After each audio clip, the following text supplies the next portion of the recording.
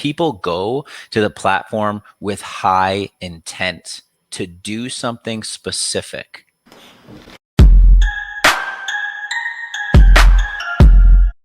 Pinterest is, I've just noticed this theme over the last couple months, is so hot right now and is such a hot topic. And for those that don't know, Pinterest is a social media platform.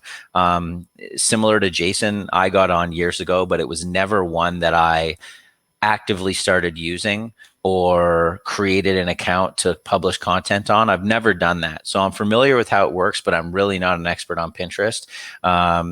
But I with all of the hype and all of the attention that it's getting, it's actually a platform that I think I'm going to check out in 2021. And the article that Jason referenced, it really just goes over this. It goes over the popularity that it's getting in 2020, especially with the pandemic. So the Pinterest saw their revenues rise 76% to $706 million in Q4 of 2020. So what they're really focusing on now, especially in 2020, like all of us, is e-commerce and shopping options. So they now have added 100 million new monthly active users to the platform in 2020, putting the total monthly active users to 459 million. So that's a 37% increase. So the platform itself is definitely seeing huge growth in 2020 and will continue to in 2021, I'm sure.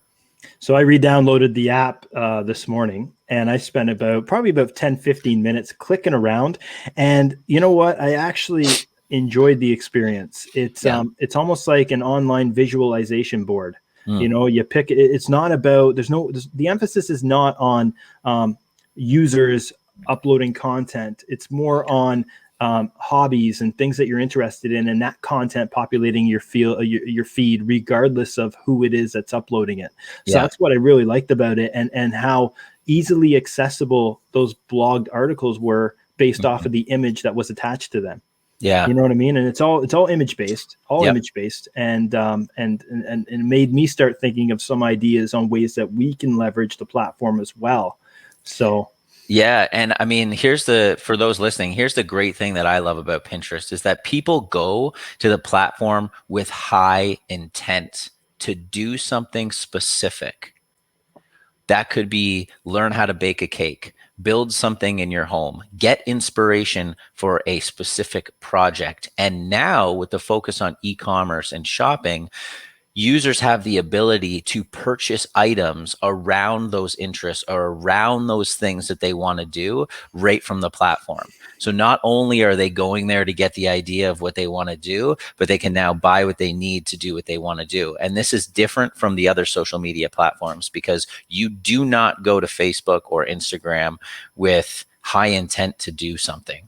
You go there to passively consume content and scroll through the feed and get lost down a million rabbit holes. But Pinterest is a little different. You're going there for something specific.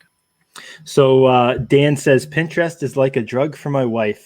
Me too, when I do go on. And that's funny because one of the reasons why I did not, I was not so active on the platform is I found, back in 2016, it seemed to be very much geared towards females.